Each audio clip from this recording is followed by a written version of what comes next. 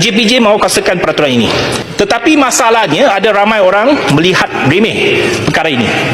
Terutamanya dalam kempen pilihan raya kecil.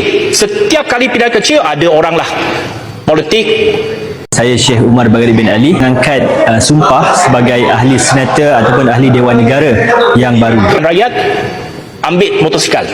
Tapi ambil motosikal tak apa. Pakailah topi keledah. Tak pakai helmet. Tunjukkan satu contoh yang baik. Gambar-gambar ini saya akan hantar kepada pihak JPJ. Saya sarankan penguatkuasa JPJ hantar saman kepada orang-orang ini.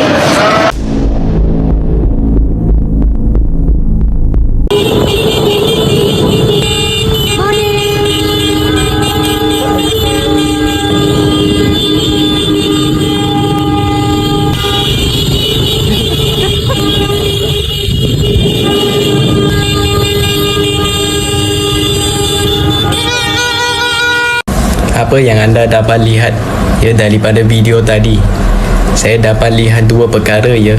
Pertama, kan ada orang ini kan dia tak pakai topi keledah. Dan Anthony Loke pun alahkan JPJ lah untuk saman dia sebab tak pakai topi keledah ini.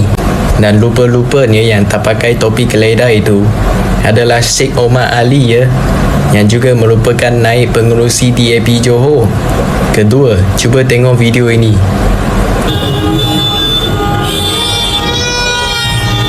Yang ni mungkin Anthony Loke terkilap ya.